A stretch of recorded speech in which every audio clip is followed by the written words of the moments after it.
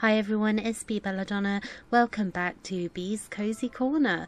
We have lots to talk about today about my time at Evershine, so let's not waste any more time and let's get right into it.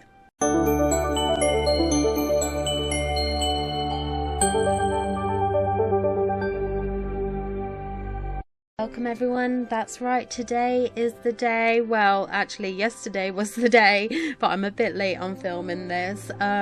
Yesterday the Kickstarter for My Time at Evershine was launched. Let's go straight to the Discord and we will check this out and see what announcements we've had. It says, "Howdy, My Time at Evershine. We're thrilled to announce that the Kickstarter for the third installment of My Time is officially live. If you enjoy My Time games, please support us. Your backing is crucial in shaping the future of Evershine and we can't wait for you to be a part of this journey." So the third My Time game. When we started planning My Time at Porsche back in the summer of 2015, no one on the team thought that we'd be here today with the third installment a decade later.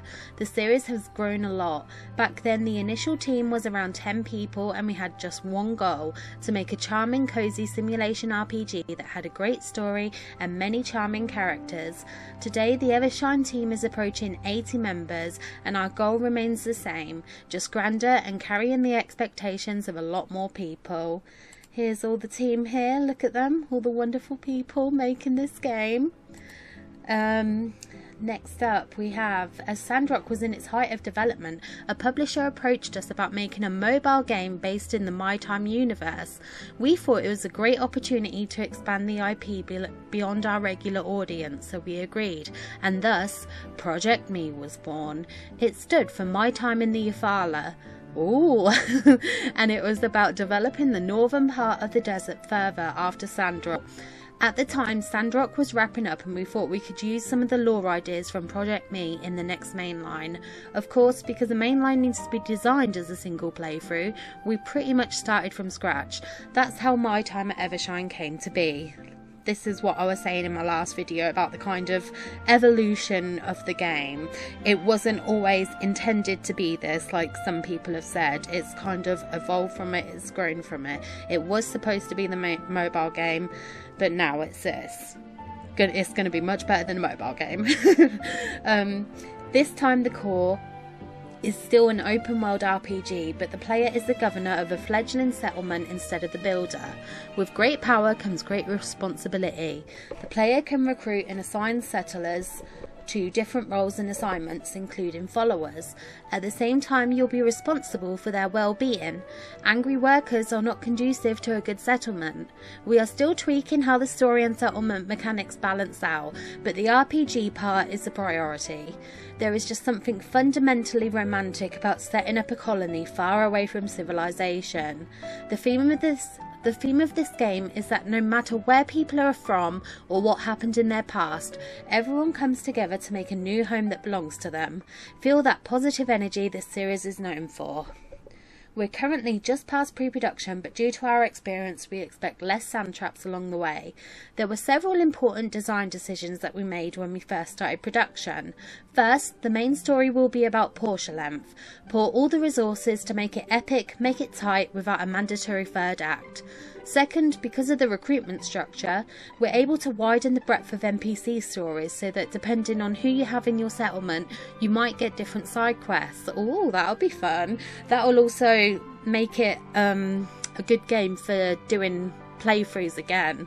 Like, the more and more times you play this, the more new stories you're going to get. Where was I? Mainline NPCs and story acts are set in stone, so everyone gets them, you can't kick them out, sorry. Third, the single player story comes with co-op out of the box. That is amazing. This one was important. We know we screwed up for Sandrock, so it is a high priority to get it right for this game. Finally, we want to tighten the overall game, more priority on the important systems. Both Porsche and Sandrock suffered a bit from expansionitis.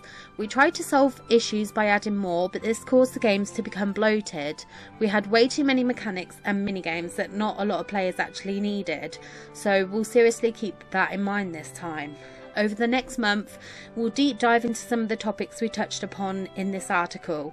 We think this is shaping up to be a unique experience that's worthy of the My Time name. We hope you join us for this ride. So I just wanted to share that because I just thought it was lovely just to read that, just to see the picture of the team and everything, and get all this like more sort of personal information about the game. It's just little things like this that is just making it so much more special and magical for me. Next up, we are going to go to the Kickstarter page, and I'll show you where we're at in the Kickstarter right now. Here we are, the Kickstarter page. This will actually be my first time backing My Time game. I never backed the other two, I just ended up playing them, but I'm so happy to be back in this one. Yesterday, the first time I tried to record this video, we were at about £400,000. Now today we're up to 758,126, which translates to over $1 million. Down here on the rewards, they first of all went up to about 500k. They smashed that completely, and then they obviously kept going up and up and up, and now we've got this. Now we're aiming for 1.7 million. So I'm gonna have to go through all that in just a moment. I'm so impressed by this. Great effort, everyone. Putting your support to this game, it's absolutely wonderful. 11,030 backers, still 28 days to go. Let's read through this and see what we've got. In gratitude for everyone's enthusiastic support, we've added an additional hidden goal at 1 million. Help us spread the word and make it happen. A huge thank you to each and every one of you. We've reached the goal of $200,000, so that was their initial goal, in just 35 minutes. Unlocked 500,000 in just 3 hours. Thank you all, you're the best. Honestly, it was amazing. I was on this page yesterday just watching the number go up and up and up. Then next, incredible, we've reached 800,000 in just 11 hours. Thank you all for the amazing support. Almost 1 million. So let's go through and see the stretch goals. 200k back a t-shirt, 250k flirting feature, 300k bathtub feature. Your character and NPCs can soak, recharge and gain buffs. 400k player voted interaction. Introduce a new romance interaction for the core romanceable characters. Players can design and vote on their favourite ideas, and the winning option goes into the game. 500k, vote on Portia Sandrock character visit. Backers vote to bring a Portia or Sandrock character into Evershine with their own storyline. The story will be available to all Evershine players. These are all things we've already got. We've already got all this. 600k, this is amazing. I'm really surprised by this one. New swimming feature for players. Explore rivers by swimming and enjoy the scenic water-based biomes. 700k hot spring playdate. Soak in the hot springs alongside romanceable NPCs for a serene and intimate experience. That's gonna be fun. 800k a new special pet. 900k pajama set. And then 1 million 10 new photo poses. Backers can design different photo poses for 8 core strategy characters with a total of 80 poses. These poses will be available to all Evershine players. Then there's a hidden goal, which I'm not sure if they've revealed that. Have they? They have. Here's the hidden goal. The one that a lot of people will be happy to know. Logan will be visiting My Time at Evershine and some stories will unfold. Then 1.2 million, a visitor from the past. We're up to 1 million, we're nearly at 1.2 million, so it's very likely we're going to get this as well. Max and Lucy from Sandrock will visit Settlement 2 with Logan for a story quest. You'll be able to tweak their appearance, name and relationship with Logan to get the desired effect. After that, adjustable height. Customise your character's height within a certain range, which will also affect interactions and animations in Evershine. Then at 1.7 million, one more romanceable character. Backers will get to vote on one additional core romanceable NPC from the provided candidates. Hello fans of the My Time series and newcomers alike. Welcome back once again to the Alliance of Free Cities, set 300 years after the Day of Calamity. Our fans and Kickstarter have been such a blessing for us, allowing us to get early funding and important feedback that we thought, why the heck not, let's do it again. We grew as a team from Portia to Sandrock, so we were expecting to see the same qualitative jump going forward. We hope you come along for the ride. 3 years have passed since the end of the Sandrock storyline. The Duvos Empire has taken over the Orzu ruins, which Effia also claims as their own, leading to a tense situation just north of the Alliance border in the northern Newfala region. To counter this, the Alliance initiated the North Development Plan to move more settlers into the region in the hopes of establishing a new city-state for a better defensive posture. It is calling on anyone interested in new opportunities to move to the region. Now we have the settlers. After 2 games now, we know exactly what type of characters our player base are interested in. So below are the core romanceable with long storylines. So we have Victor, who we still don't know what he looks like. I'm wondering if he's going to look a bit like Fang. I kind of hope he does. But we also have Avery, Ragnar, Tia, Freya and Panna. And then Kickstarter back a vote, 2 more core romanceables. So we get 1 bachelor and 1 bachelorette. So out of the girls we have Luca, Garnet, Inez, Hua, Barika and Madeline. I'm picking Garnet for the bachelorettes. And then we have Kang, Shin, Stev, Rudy, Atticus and Waylon. I'm not really sure on the guys here. I've already got my heart set on Ragnar and I'm intrigued about Victor. So these men aren't really appealing to me. If I have to pick one, it'll probably be Shin, I think. Maybe Can, I don't know. I have a type. Other characters in the game, we have Violet. She was in the teaser trailer we got, where she's the one who says we're like the governor of this settlement now. We've got Gaudi, Divot, Sharon. Sorry, I missed Brett as well. Idaho, Pep and Tess. I think I showed the artwork for them in the last video. And of course Lily and Jasper. Our vision. With my time at Sandrock, we were able to complete our vision of a satisfying story with memorable characters underpinned by a tighter gameplay loop. We were also able to deliver on the console version, staying at a consistent quality, albeit being a little behind the PC version on the delivery date. But there were things we didn't do as well. We didn't feel like we completely delivered on the multiplayer aspect. We had to downsize the scope due to budget constraints. We made the game a bit too long, so the ending dragged for some players. The house building and factory aspects were not too user friendly. Some romanceable characters received much less attention than others, and so forth and so on. We're gonna correct these. For my time at Evershine, we have a list of goals. We want to make the story tighter but still retain the same standard as Sandrock.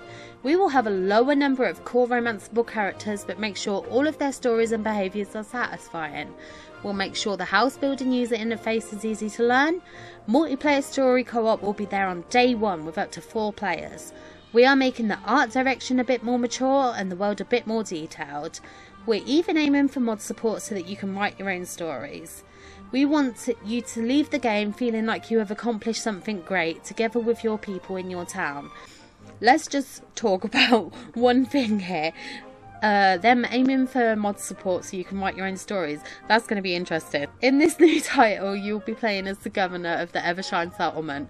Recruited into the North Development Plan by the project's director, Mr. Gaudi, your job will be to build up the infrastructure. We mostly read all this. So either by prefabs or DIY, recruit settlers, tame the wilds, build your settlement. Along the way you can find friendship, adventure, responsibility and maybe even romance. The basic gameplay loop can be described as the player needing to build up their own settlement and recruit more and better NPCs to make more and better products more efficiently. In turn, the output and the level of the settlement will allow the player to tame territories in the surrounding areas. So that's interesting. So it sounds like we're going to be able to unlock, we'll start off in one part of the map and then we unlock further areas the more better we build the town, sort of thing. The territories will provide more and better resources and NPCs for the settlement, thus allowing the cycle to continue until no more territories are available in the game. As in Portia and Sandrock, holding the game loop together and pushing it forward will be the main storyline, which we can't talk too much about right now, other than to say it's a bit more adventurous than before, and there's a clear-cut antagonist. Will there be more twists and turns in this story? Possibly. The world. The Evershine area sits below a giant cuesta with cliffs made of old world buildings just on the northern edges of the Yufala Desert. It gets its namesake from the giant mutated tree I said about that tree, didn't I? We all said about the tree, which is always blossoming for undiscovered reasons. The area was populated until the Alliance and Duvos fought a battle here some 30 years before. Ever since then, it's been abandoned until now. Many of the surrounding areas are still wild territory, populated by dangerous animals and bandits. We even hear rumours of the notorious sky shark pirates roaming about, so beware of the danger. So we were right about the kind of location that this was going to take place, and now we can see the kind of river placement as well, because a lot of people were saying surely it should be like over by the sea, and it's like, no, these are rivers. We don't have a whole ocean near us. We're going to have like rivers and kind of lakes and stuff, but it's showing how it all fits together, and I think that's great. We were bang on there. Sky sharks. Oh, okay. Let's not talk too much about this. I don't want to give anyone spoilers if they're still wanting to play Portia or anything. Features. The My Time games always put a strong emphasis on its lore and story, and this new title will be no different. It continues the tale of the struggle between the Alliance of Free Cities and Duvos after the events of My Time at Sandrock. There will be new villains and heroes, threats from a faraway empire, and even some mysteries from the past. Ooh, so we have a new kind of image here, and I'm guessing this is going to be the ruins that we go into. We did see this in the teaser trailer. Well, here we go. More information on relationships. We want you to connect with the characters and care about your settlers. When there is adversity in game, and there will be, you'll feel like you're facing it together with your people. I think that's good to know. Sometimes it can feel a little bit lonely, like it's all on you, so it's nice to know we're going to be a bit more cooperative in this game and kind of working together. Our motto for this game is, no matter where you're from, let's make a new home together. On top of that, we're going to do our very best to provide an even deeper experience for the core romance characters in Sandrock. And we have a new image here of Ragnar and the player character. People are screaming about this. This has sent people wild, and I'm not surprised. Then we have multiplayer co-op. Evershine is designed from the ground up to be able to handle multiplayer, aka there will be story co-op up to 4 players. Being the governor, the 2 previous games allowed you to customize your workshop and be the best builder. In Evershine, you get complete control over your town as the governor.